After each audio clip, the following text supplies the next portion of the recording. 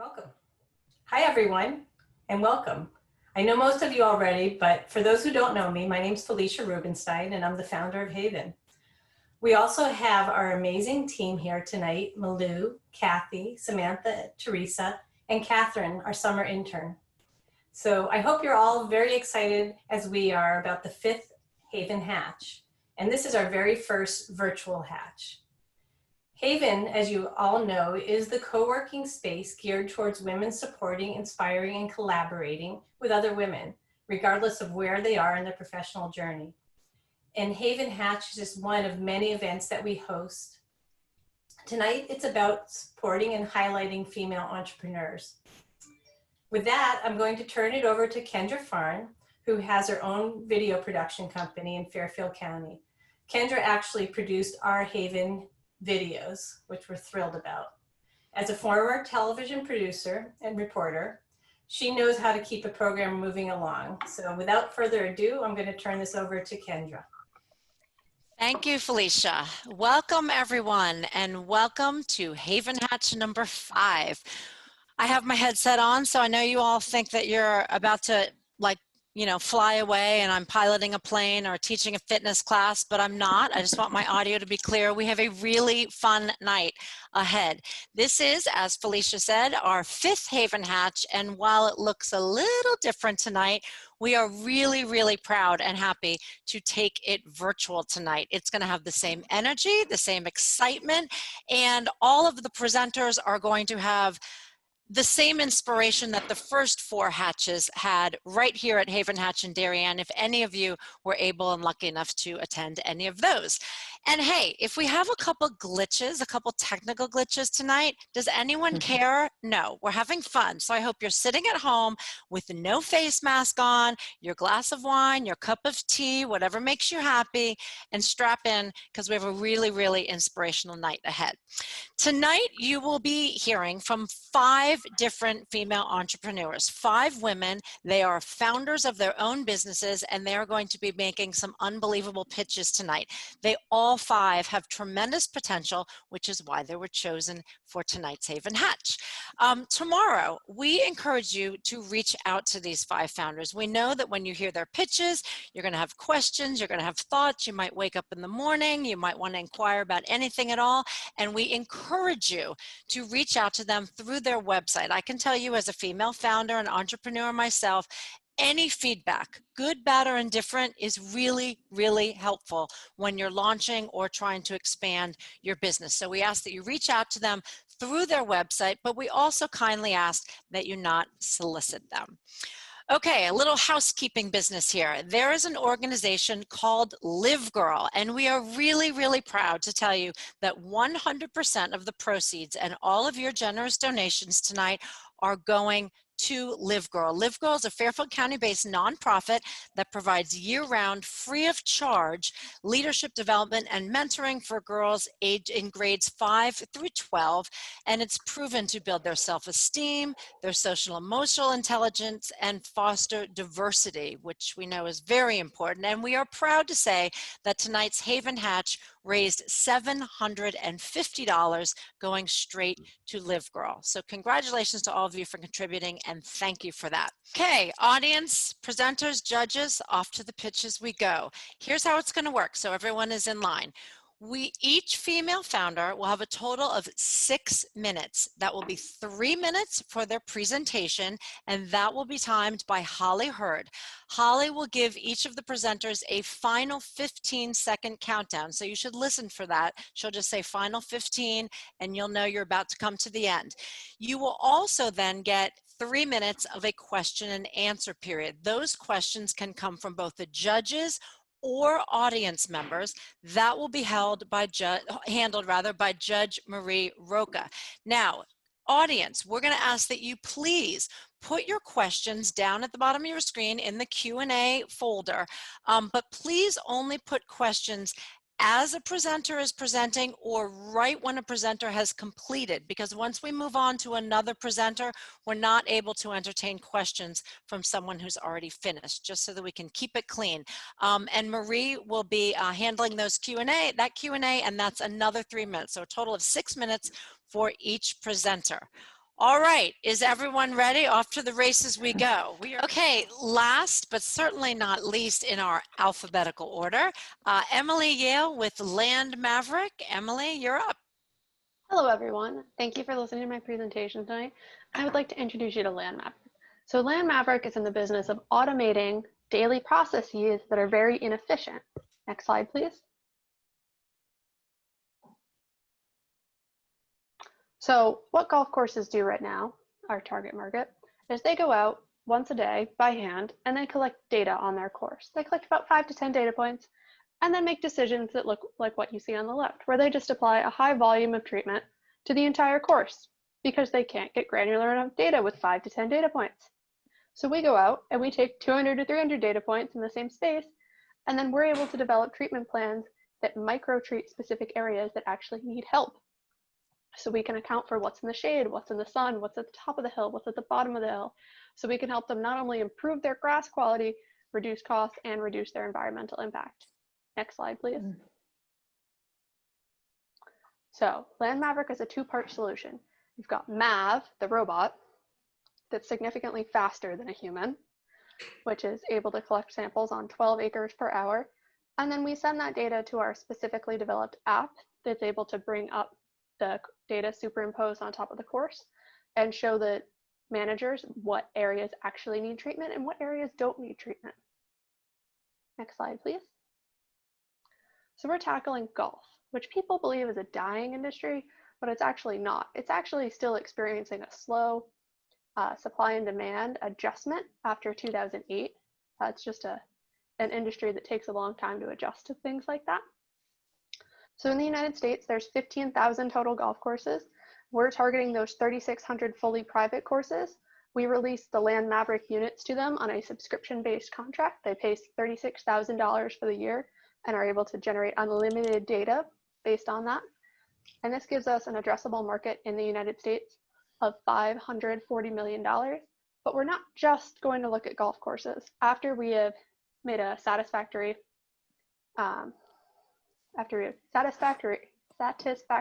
saturated the golf course industry, we then plan on moving on to vineyards and other large pieces of turf to go increase their soil productivity. Next slide, please. So we're a young, driven team, both out of University of Connecticut and Fairfield.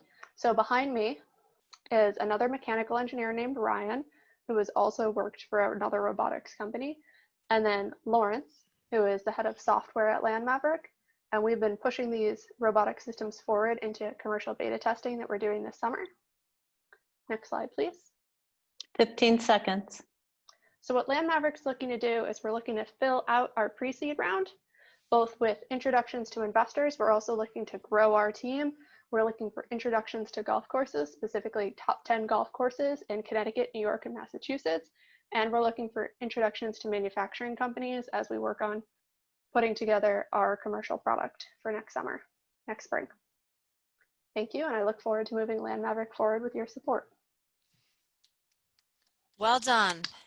Thank you, Emily. Emily and Land Maverick. Okay, 3 minutes of Q&A. Marie, you're up. We'll start with the audience. What made you choose this specific opportunity? So we looked really holistically at what pieces of property, what things we could do with Land Maverick. We started with farms. We looked at golf courses. We looked at vineyards. We looked at orchards.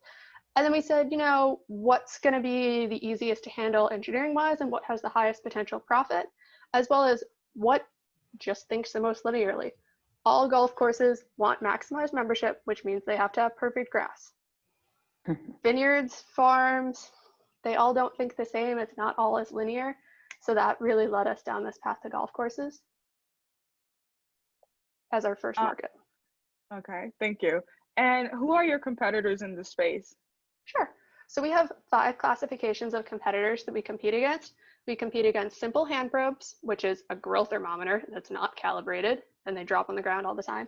Advanced hand probes, which is a calibrated probe that's then cloud connected, but you still have a labor component with that. We compete with drones, which have a very low adoption rate on the golf course because golfers hate them. 90% of golfers say that they will try to hit the drone with a golf ball.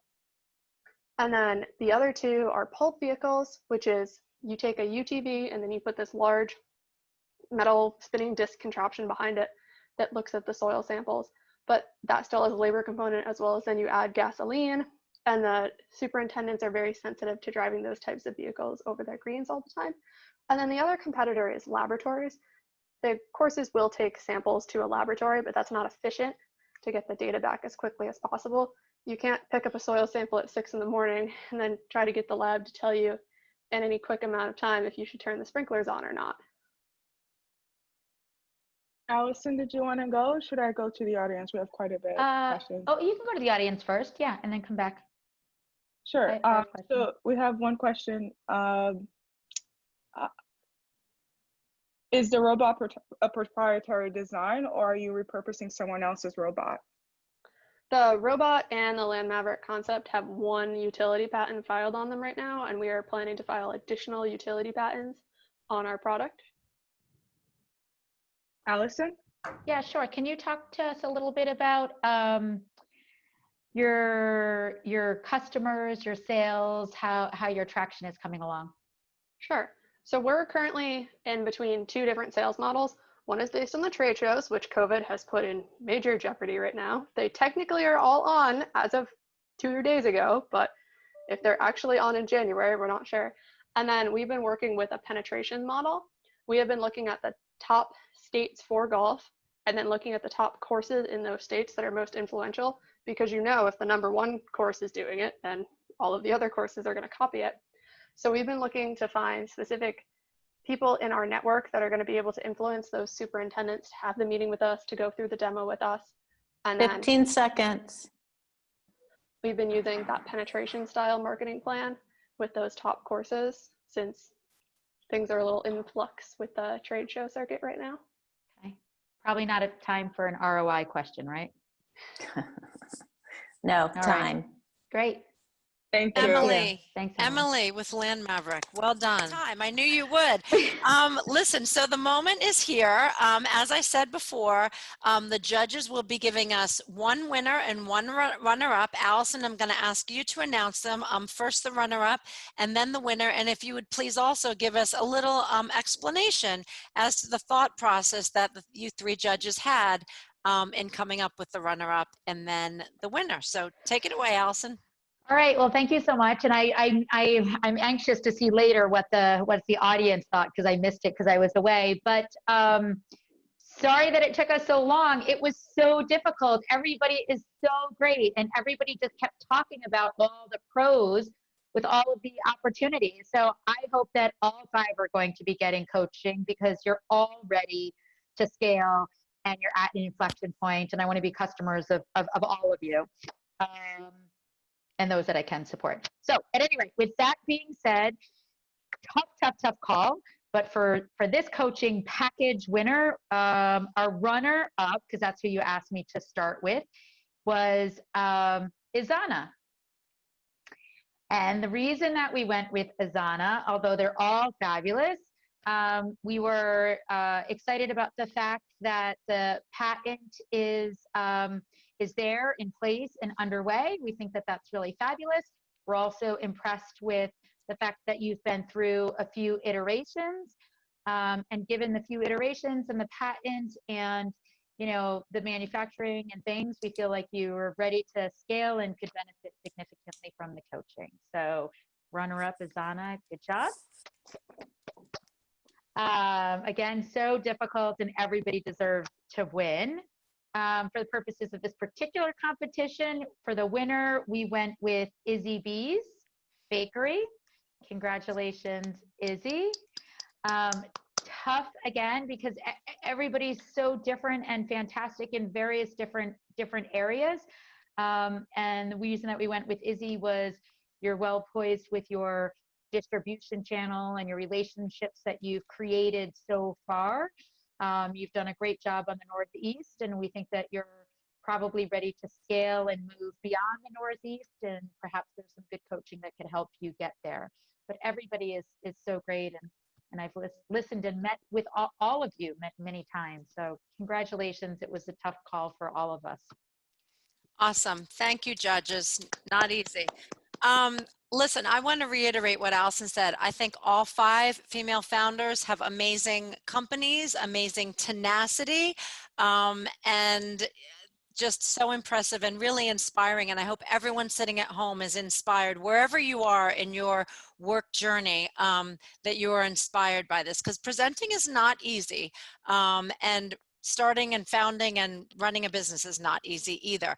And again, I want to say all of those 30 questions that are sitting in the Q&A audience, please send them along via the website to all of these female entrepreneurs, because any feedback is really helpful to them. We hope that that conversation with the audience can continue. As I said, we do have our next HAYVN Hatch already scheduled. We are hoping that it's going to be in person right here in Darien at HAYVN. And if not, we're going to do it again like we did it tonight, which was pretty flawless, I thought. So mark your calendars. It is Monday, October 19th. We are really hoping that you'll spread the word. And we're going to